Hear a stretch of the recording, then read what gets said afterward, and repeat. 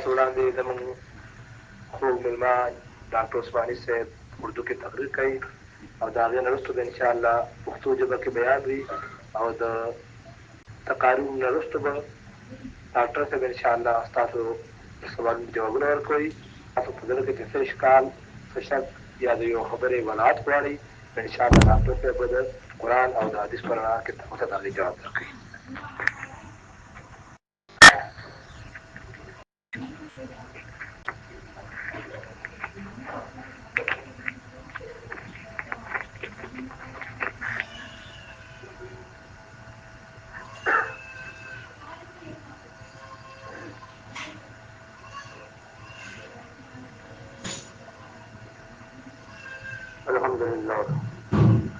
الحمد لله نحمده ونستعينه ونعوذ بالله من شرور انفسنا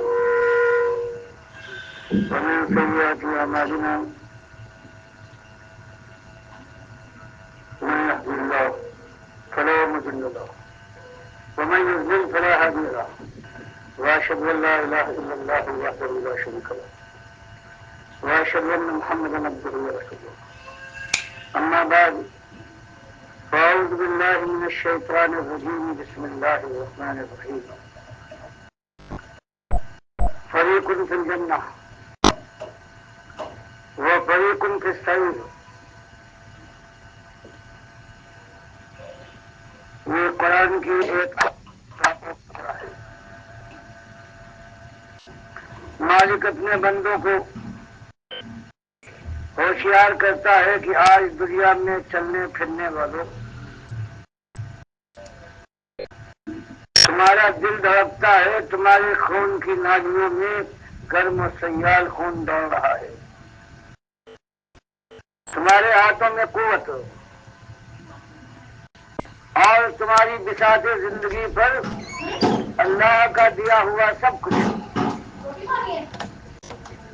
لیکن ایک دن وہ آنے والا ہے کہ دنیا میں اپنی زندگی کی مدت پوری کرنے کے بعد چاہے تم محلوں کے باسی ہو یا جھوپڑی سے تمہاری میت نکلے، پھر یہ چار اونچے نیچے کاندھے اس پر سوار ہو گئے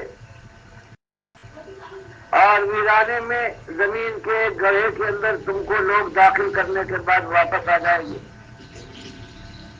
پھر کوئی خیریت کو نہ پہنچے گا. اس لیے دو ہی باتیں، یا تو ہمیشہ کے لیے آپ کا سامان کر لو جہاں لگتے ہیں، یا حمیم اور غساق پلایا جائے گا، اور یا وہ بادشاہ تھے کہ جہاں پہنچنے کے بعد پھر تمہاری مرضی کے سامنے کوئی رکاوٹ آنے کی ہمت نہ کر سکے. تمہارا مالک تم سے وعدہ کرتا ہے کہ وہ بھی تمہاری خواہش میں تمہاری مشیت میں مداخلت نہ کرے گا، کوئی رکاوٹ نہ ڈالے گا. تو یہ جو انجام ہے جن کے اندر زمین اور آسمان کی دوری اور صبح و شام کا تباین ہے، یہ ایمان کے اوپر منحصر ہے. مالک نے جگہ جگہ قرآن میں فرمایا کہ ہم نے تم کو اس دنیا میں سیرگاہ کی طور پر نہیں بھیجا ہے کہ جاؤ روشوں پر گلگش کرو، ہوشوں پر ہاتھ مارو، پھولوں کی سیج پر سو جاؤ، اور اس کے بعد زندگی ختم کرنے کے بعد پھر کچھ نہیں ہے. اس کے بعد کوئی پوچھ گچھ نہیں ہے اور کوئی سوال و جواب نہیں. مالک فرماتا ہے ہم نے تم کو خالص ایمان اور بندگی کے امتحان میں ڈالا ہے. وما خلقت الجن والانس الا ليعبدون. ہم نے تم کو اپنی توحید کے لیے کہ ہمیں تم اپنا مالک مانو، اپنا خالق مانو، اپنا رب مانو، اپنا مشکل کشا مانو، اپنا دستگیر مانو، اپنا غوث، اپنا بندہ پرور، بندہ نواز، اپنا مشکل کشا، سب کچھ ہمیں مان لو، اور اپنے ایسے بندوں کو ہمارے ساتھ کسی شکل میں شریک سازی نہ بناؤ. ایک مسئلہ ہے مالک بیان فرماتا کہ انسانوں اصلی بات یہ، اور آج یہی ایک مسئلہ ہے جو بدل گیا ہے ایمان کا مسئلہ. باقی سارے مسائل سارا انداز اس امت کا قریب قریب وہی ہے جو 1400 برس پہلے تھا. نمازیں اب بھی پڑھتے ہیں، انداز بھی وہی ہے، مسجدوں سے آوازیں آتی ہیں اذان کی اور ان کے الفاظ بھی وہی. یہی حال روزے کا ہے، یہی زکوٰۃ اور حج کا ہے، اور دوسرے معاملات بھی ہیں. بس ایک چیز جو روح ہے وہ نکل گئی ہے. ابھی ایمان نہیں ہے، خالص شرک پر کفر ہے امت مسلمہ کی زندگی کے اندر. اور اس چیز کو لانے والے یہی مولوی اور پیر ہیں. صدیوں سے انہوں نے اللہ کی کتاب کو بدل ڈالا ہے. اللہ کے نبی صلی اللہ علیہ وسلم کی سنت کی بجائے انہوں نے بدعت کو رواج دیا ہے. اور اس وجہ سے کہ ان کی جیبیں بھرے، ان کے پیٹ میں حرام اترے، کیونکہ یہ جانتے ہیں توحید اور ایمان کی دعوت کے بعد پھر پیغمبروں کے اوپر مشکلات آتی ہیں. ان کی قوم خود ان کو قتل کر ڈالتی اور شرک کا داعی بن کر شرک کی دعوت دے کر شرک کو عام کر کے پھر دنیا بھی بنتی ہے. اور اس کے بعد دنیا والے اپنے سر پر بٹھاتے ہیں ایسے لوگوں کو. تو آج جو ایک مسئلہ ہے وہی ایمان کا مسئلہ. مالک فرماتا ہے کہ میں اکیلا ہوں، میرے ساتھ کوئی ساجی اور شریک نہیں. لیس کمثلہ شیء، مالک کی کوئی مثال نہیں. اور یہ آج دنیا والے کہتے ہیں کہ یہود و نصارہ نے اللہ کو عزیر علیہ السلام کا باپ اور حضرت عیسیٰ کا باپ گردانا. اللہ کی اولاد بنائی اور اللہ نے ان کے لیے ان کے مشرکوں کو کہا کہ پروردگار کے ساتھ وہ ظلم کر رہے ہیں کہ آسمان ان پر پھٹ پڑے، زمین شق ہو جائے اور پہاڑ کھڑے کھڑے ریزہ ہو جائے تو کچھ دور اور بعید نہیں. اور یہ مسلمان امت ان کے بڑوں نے، چاہے وہ مجدد ثانی ہو اور چاہے حکیم الامت ہو، انہوں نے بتایا کہ ہاں اللہ کے نبی صلی اللہ علیہ وسلم اللہ کی ذات کے ٹکڑے ہیں، اللہ نور کا ہے اور اسی نور کا ایک ٹکڑا کاٹ کر محمد صلی اللہ علیہ وسلم کو بنایا گیا ہے. یہ ظلم دیکھے اللہ کے ساتھ. اور اللہ کے نبی صلی اللہ علیہ وسلم جو اس چیز کو مٹانے آئے تھے ان کو اللہ کے ساتھ شریک ٹھہرا دیا گیا. کہو کس نے کیا ہے؟ کسی عام آدمی نے. وہ جو مجدد ثانی کہلاتے ہیں اپنے مکتوبات میں لکھتے ہیں کہ اللہ کے نبی صلی اللہ علیہ وسلم کی پیدائش عام انسانوں کی پیدائش کی طرح سے نہیں ہے، آپ اللہ کے نور کے ٹکڑے ہیں.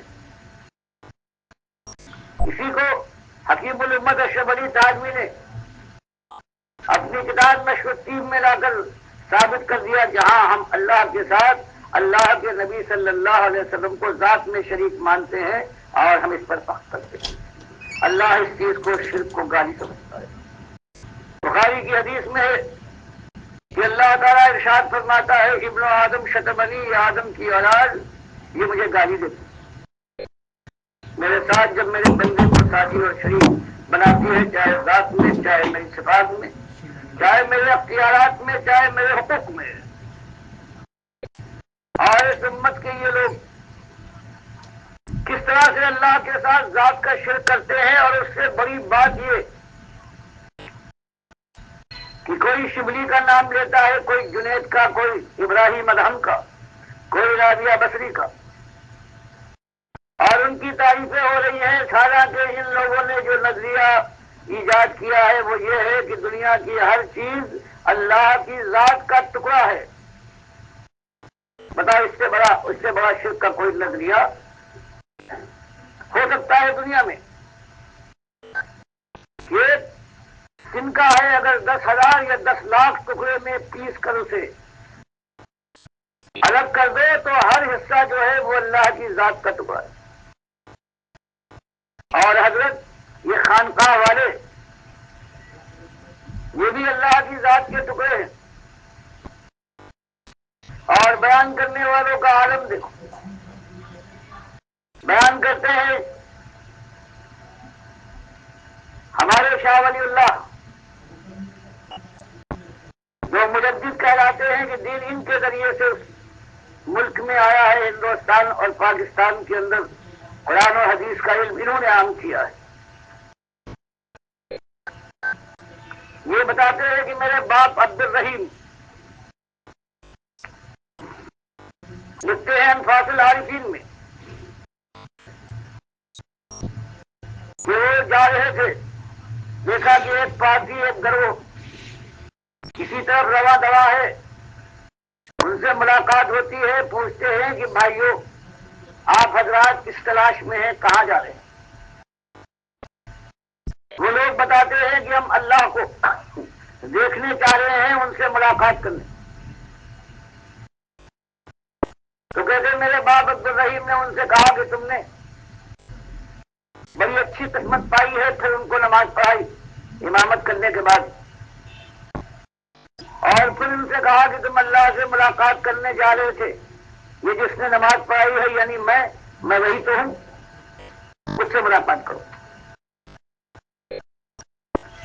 کہنے لگے ایک دن پروردگار عالم نے اپنے فرشتوں سے خطاب کیا اور کہا میرے بندے عبد الرحیم یعنی شاہ ولی اللہ کے باپ کو تلاش کرو۔ تو فرشتے تلاش میں لگ گئے، دنیا میں چھان مارا انہوں نے، عبد الرحیم نظر نہ آئے، آسمانوں کے گوشے گوشے کی تلاشی لی، وہ فرشتے نہ پا سکے۔ جنت میں گئے اور وہاں بھی عبد الرحیم شاہ ولی اللہ کے باپ نہ ملے۔ جب فرشتے مایوس واپس آئے اور اللہ کے سامنے اپنی مجبوری کا اظہار کیا کہ مالک ہر جگہ ہم نے تلاش کر لیا اور یہ عبد الرحیم تیرا بندہ ہمیں نہ مل سکا، کہتے ہیں پھر اللہ نے فرمایا کہ جو مجھ میں فنا ہو جائے وہ کہاں ملے گا؟ یہ شاہ ولی اللہ صاحب جن کا یہ مقام ہے، ایک نہیں ہزار اس قسم کی جرأتیں کی ہیں، انہیں اللہ کو انہوں نے للکارا ہے، اور اس کے باوجود بھی یہ ایماندار، یہ مولوی اور یہ پیر کہتے ہیں کہ یہ رحمت اللہ علیہ ہے۔ درست زمین میں 40 یہاں جس چیز کی آپ کو حقیقت معلوم کرنے کے لیے اگر کوئی شک پیدا ہو جائے تو اللہ کی فضل سے کتابیں ہمارے ساتھ ہیں، ہم آپ کی تشفی کے لیے آپ کے سامنے وہ چیز لے آئیں گے۔ ان کی خدائی کا عالم یہ ہے، بتاتے ہیں درست زمین کی 40 حدیثیں، اور شاہ ولی اللہ صاحب کہتے ہیں کہ بعض تو ایسی ایک براہ راست میں نے روح مبارک سے سنی، بعض میں ایک واسطہ ہے، بعض میں 2 واسطہ۔ وہ حدیث کا علم پورا نہیں ہوا تھا، شاہ ولی اللہ نے 200 برس پہلے بہت سی نئی حدیثیں اللہ کے نبی سے سننے کے بعد وہ دنیا تک پہنچائی ہے۔ بیان کرتے ہیں کہ میرے باپ نے مجھے بلایا اور کہا بیٹا میں بیمار تھا، اللہ کے نبی صلی اللہ علیہ وسلم میرے پاس آئے اور مجھے خوشخبری دی کہ عبد الرحیم تم بالکل تندرست ہو جاؤ۔ میں فوراً ٹھیک ہو گیا۔ آپ نے یادگار کے طور پر اپنے داڑھی 2 بال توڑ کر مجھے دیے، یہ اپنے پاس تبرکم رکھو۔ شاہ ولی اللہ صاحب فرماتے ہیں کہ 1 بال ابھی تک میرے پاس موجود ہے۔ اس طرح سے اللہ کے نبی صلی اللہ علیہ وسلم کی داڑھیوں کے بال یہ نچوا دیں گے، اور ان کے لیے یہ امت کہتی ہے کہ یہ ہمارے امام ہیں، ہمارے رہنما ہیں، جنہوں نے بتایا ہے کہ میرے باپ کی قوت یہ تھی کہ سلطان محمد اپنے گھوڑے پر سوار آیا، میرے باپ نے دیکھنے کے بعد کہا کہ سلطان تمہارا گھوڑا تو بہت ہی نفیس ہے لیکن اس کی عمر بہت کم ہے۔ شاہ ولی اللہ صاحب فرماتے ہیں کہ سلطان محمد نے کہا کہ حضرت کچھ ایسا نہیں ہو سکتا کہ میری بیوی ہے، میں اس سے بہت نالا ہوں، کیا ایسا نہیں ہو سکتا کہ گھوڑے کی عمر اس کو مل جائے اور بیوی کی جو میری عمر ہے وہ گھوڑے میں تبدیل ہو جائے؟ اگر شاہ اللہ صاحب لکھتے ہیں فارسی کی کتاب میں کہ تبسم کر، کہ آپ مسکرائے میرے باپ، اور کہا یہی ہو جائے گا۔ کچھ دنوں کے بعد حال یہ ہوا کہ بیوی اس کی مر گئی اور گھوڑا زندہ رہا، سلطان محمد نے اس کو بیچ کر بڑا نفع کمایا۔ تو یہ وہ لوگ ہیں جب توحید اس امت کی ذہن اور خیال سے نکال دی گئی، اور جب یہ اتحاد کا مسئلہ آ گیا کہ اللہ کی ذات کی ہر چیز جو ہے اس میں شریک اور سہیم ہے، اب توحید باقی نہیں رہی کہ لیس کمثلہ شیء کے مقابلے میں جب یہ آ گیا لا موجود الا اللہ، کہ اللہ کے علاوہ کوئی اور موجود نہیں ہے۔ یہ کتا بھی، یہ بلی بھی، اسی لیے جو ان کے بڑے لوگ ہیں اگر کتا بولتا ہے تو کہتے ہیں لبیک۔ لوگوں نے پوچھا حضرت یہ تو کتے کی آواز ہے لبیک، آپ نے اس پر کہا تو جواب ملا ایک ہی آواز جو میں سنتا ہوں وہ میرے اس کی مالک کی آواز ہے، جس کا ساتھ اس کے ساتھ میں بھی شریک ہوں۔ تو یہ ایک چیز یہ آئی، اور دوسری چیز یہ آئی قبر پرستی کے لیے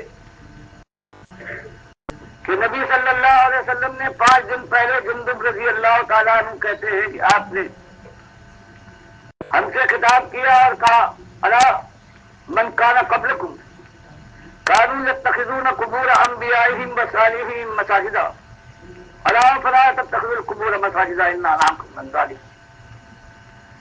کہ اللہ کے نبی صلی اللہ علیہ وسلم کو جو اللہ نے علم دیا تھا کہ امت جو کتابی امتیں ہوتی ہیں ان کے اندر یہ شرک داخل ہوتا ہے یہ قبروں کے ذریعے سے۔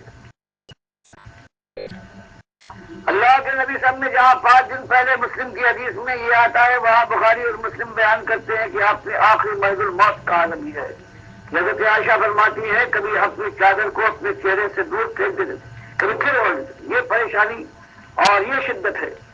لیکن زبان پر ایک بات ہے لعن اللہ الیہود والنصارى اتخذوا قبور انبیائہم مساجدا، لعنت ہو یہود و نصارہ پر، انہوں نے اپنے انبیاء کی قبروں کو سجدہ گاہ بنا لیا ہے، ان کے عرس منائے، میلے کیے، وہاں سجدہ کیا، وہاں پھیرے لگائے، وہاں انہوں نے طواف کیا، وہاں چادر چڑھائی، اور وہاں جانے کے بعد انہوں نے مناجات کی اور ان کے سامنے جا کر اپنی بتائیں بیان کی۔ تب اللہ نے ان کو مشرک بنایا ہے اور پھر اس کے بعد دنیا میں ذلیل کیا ہے اور آخرت میں جہنم کی آگ ان کے لیے تیار ہے۔ تو پہلی چیز آپ نے دیکھی یہ اتحاد کا فلسفہ آیا، جس نے شرک کو اس طرح سے ذات کے شرک کو اس طرح سے عام کیا، اور نور کے فلسفے سے ان علماء نے صوفیوں نے اپنے اس فلسفے سے اور نور کے ذریعے سے ان آباد میں جو علماء کہلاتے ہیں اس طرح سے اب کسر باقی رہ گئی تھی اس امت کو برباد کرنے کے لیے، شرک کے لیے، وہ قبر پرستی تھی۔ قبر پرستی کی بنیاد مہیا فرما دی اسی امت کے عالم نے کہ مرنے کے بعد اللہ فرمائے کہ یہ جو مردے ہیں یہ اموات ہیں غیر احیاء، ان کے اندر جان کی رمق نہیں ہے۔ وما یشعرون ایان یبعثون، ان کو اپنی خبر نہیں ہے کہ کب یہ قبروں سے اٹھائے جائیں گے، اللہ تعالیٰ کب ان کو زندہ کرے گا، قیامت کب آئے گی۔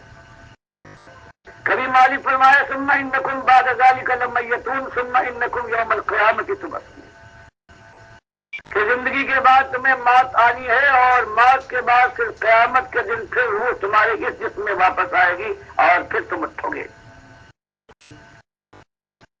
لیکن ہمارے کام فرماؤں نے صبح منہج کے کل آشنا قلب کی طرح سے انہوں نے یہ نظریہ پیش کیا، جھوٹی روایتیں، شیعوں کی روایتیں لا کر کہ مردہ اس قبر میں جانے کے بعد زندہ ہو جاتا ہے، قیامت تک زندہ رہے گا۔ اللہ کی کتاب، اللہ کے نبی صلی اللہ علیہ وسلم کو انہوں نے جھٹلایا، اور سب سے پہلے ہوشیاری کے ساتھ اللہ کے نبی صلی اللہ علیہ وسلم کو زندہ کیا۔ حالانکہ اللہ کے نبی صلی اللہ علیہ وسلم فرماتے ہیں بخاری کی حدیث میں کہ جب جبریل اور میکائیل علیہ السلام نے دوزخ اور جنت کا مشاہدہ کروایا اور اس کے بعد جنت الفردوس کو دیکھ کر میں نے بڑی تعریف کی، تو ان دونوں نے کہا کہ ذرا اپنے سر کو اوپر اٹھائیے۔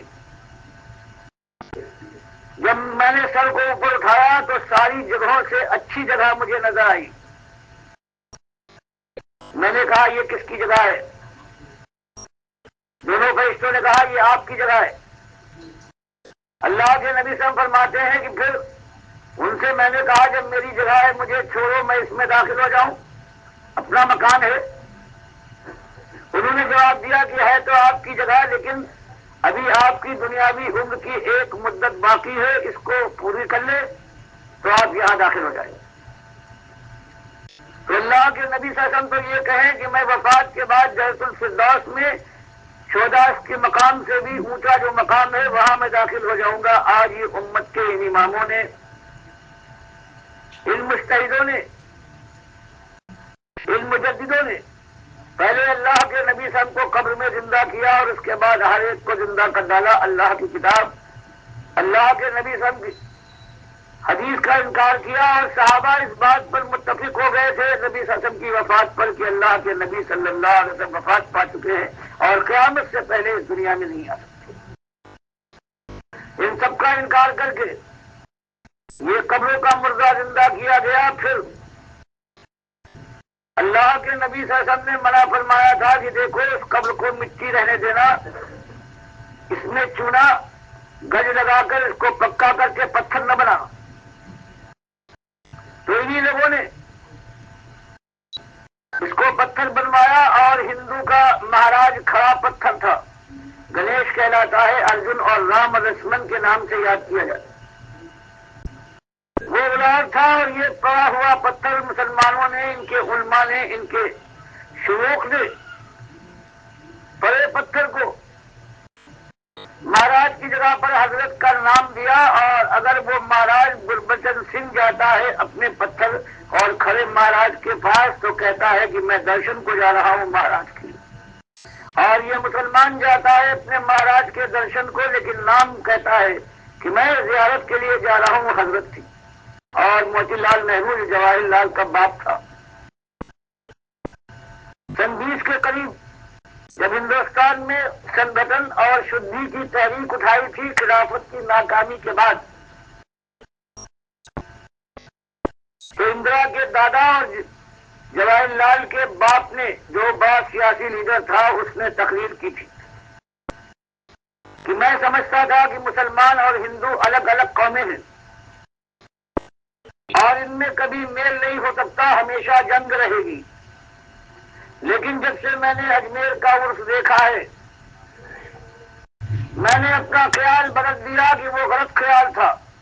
ہندو اور مسلمان کے مذہب میں کوئی فرق نہیں ہے، صرف زبان کا فرق ہے۔ ہندو وہی بات کرتا ہے تو اس کو ہندی میں اور سنسکرت میں اس کو بیان کرتا ہے، اور مسلمان وہی کام، وہی عقیدہ ہے، وہی عمل کرتا ہے، لیکن وہ اردو اور فارسی اور عربی بولتا ہے، ورنہ ان کے اندر کوئی فرق نہیں۔ اور کیسی سچی بات کہی۔ پتھر دونوں ہیں، کھڑے اور پڑے کا فرق ہے۔ ایک کا نام مہاراج ہے، دوسرے کو حضرت کہتے ہیں۔ ایک کے پاس جائے گا وہ مہاراج کو دونوں ہاتھ جوڑ کر وہ پرنام کہے گا، اور یہ مسلمان جائے گا دونوں ہاتھ یہ بھی اٹھائے گا اور کہے گا کہ سلام۔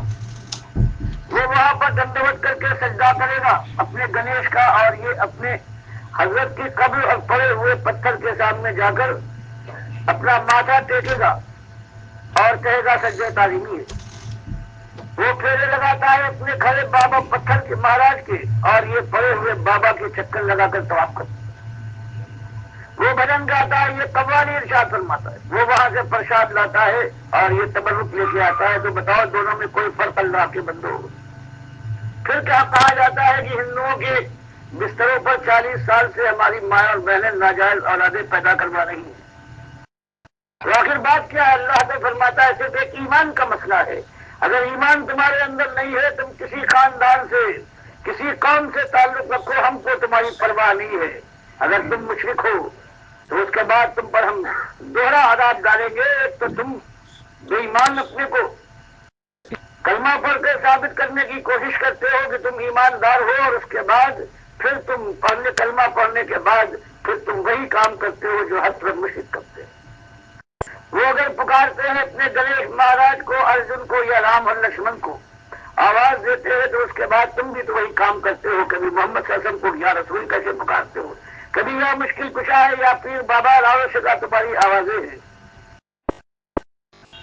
تو یہ دعا اور پکار کا اور علم غیب کا شرک، اور دیکھیے کس باریکی کے ساتھ اللہ نے بتا دیا کہ نبی صلی اللہ علیہ وسلم انکا میتون وانہم میتون، آپ کو بھی موت آئے گی اور آپ کے مخالف بھی، اور قیامت تک پھر آپ کی دنیا کے اندر کوئی زندگی نہیں ہے، دنیا سے کوئی تعلق نہیں ہے۔ ومن ورائہم برزخ الی یوم یبعثون، کوئی مر جائے دنیا سے اس کا تعلق نہیں ہوگا، قیامت تک نہیں ہوگا۔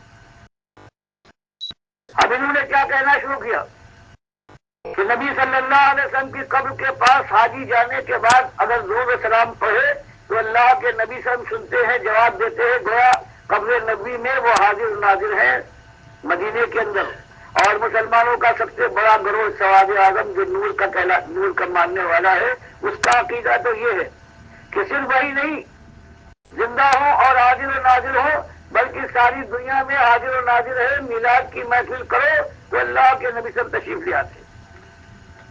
اللہ فرمائے کہ اللہ کی بادشاہت ہے زمین اور آسمان میں، زمین اور آسمان کی ہر چیز اللہ کی ملک ہے، ملکیت ہے، اور یہ کہتے نہیں اللہ کے نبی صلی اللہ علیہ وسلم ہے یہ مختلف ہے، ان کو سارے اختیارات دے دیے گئے ہیں۔ یہ معذون ہے، اللہ کی طرف سے ان کو اجازت ہے جو چاہے دنیا والوں کے ساتھ فیصلہ کرو۔ جب یہ ہو جائے کہ دینے والا داتا لاہور والا ہو جائے، جو کشف المعدوم میں اللہ کے نبی صلی اللہ علیہ وسلم پر یہ الزام لگائے کہ اللہ کے نبی صلی اللہ علیہ وسلم نے اپنی خبیزات بہن حضرت زینب کو، جو ان کے منہ بولے بیٹے زید رضی اللہ تعالیٰ عنہ کے نکاح میں تھی، ان کو ننگا نہاتے ہوئے دیکھ کر عاشق ہو گئے، اور پھر یہ سورہ عذاب کی ساری آیتیں بنا کر ان کے ساتھ نکاح کر لیا، اور جس نے یہ الزام لگایا ہے اس کو داتا کہا جاتا ہے۔ اور لاہور کے شہر میں جب اس کا عرس ہوتا ہے، یعنی جب اس کا حج منایا جاتا ہے اس کے نقلی کعبے کے لیے پاس، تو پورا ایسا معلوم ہوتا ہے کہ لاہور کیا ہے، یہ مکے کی شکل میں امن جاتا ہے، انسانوں سے بھر جاتا ہے۔ یہ امت کا حال ہے کہ کشف المحجوب کے لاہور بے حساب اس کے اندر اللہ کو اس نے برا بھلا کہہ کے اور بتایا ہے کہ اولیاء اللہ علم الغیب بھی ہوتے ہیں، بااختیار ہوتے ہیں، سارے کائنات وہ چلاتے ہیں۔ وہاں اس ظالم نے جس کی عزت ہوتی ہے، اس نے اللہ کے نبی صلی اللہ علیہ وسلم پر یہ الزام لگایا کہ دیکھو جو توریت میں یہودیوں نے اپنی تحریف کرنے کے بعد جو توریت کو بدل ڈالا ہے، اس کے اندر انہوں نے ظالموں نے یہ لگایا ہے کہ حضرت داؤد اپنے محل پر چڑھے ہیں، برابر کے محل میں ان کے سردار اوریا کی بیوی تھی، انتہائی حسین و جمیل، اور وہ برہنہ غص کر رہی تھی، جب اس پر نظر پڑی تو جم کر رہ گئی، آپ اس پر عاشق ہوئے۔ ان ظالموں یہودیوں نے اپنے اتنے بڑے محسن نبی کے اوپر یہ الزام لگایا، کیونکہ خود وہ ظالم جب بدکار ہو گئے تو انہوں نے کہا کہ دیکھو ہمارے انبیاء بھی یہ کرتے تھے اور ہم پر زبان درازی نہ کرو۔ پھر اس کے بعد انہوں نے لکھا کہ حضرت داؤد سے برداشت نہ ہو سکا، اور انہوں نے اس کے شوہر کو محاذ جنگ پر بھیج کر رازدارانہ طور پر اپنے سالار سے کہا کہ ایسے محاذ پر اس کو بھیجو کہ یہ مار ڈالا جائے تاکہ اس کی بیوی فارغ ہو جائے اور وہ میں اس کے ساتھ نکاح کر سکوں۔ لیکن یہ تو ہو گیا، بھیج تو دیا گیا، لیکن ظالموں نے لکھا کہ برداشت نہ ہو سکا حضرت داؤد سے، اور انہوں نے اس عورت کے ساتھ برائی کی، یہاں تک کہ حضرت سلیمان جو پیدا ہوئے ہیں یہ 6 مہینے سے بھی کم، باپ کے مرنے کے 6 مہینے سے کم میں پیدا ہوئے ہیں، یعنی یہ ولد الزنا تھے۔ اس کا حوالہ دیتا ہے یہ کشف المحجوب کا لکھنے والا، جس کا فوٹو آپ کے سامنے ہر کتاب کے اندر سکھ اور صف کے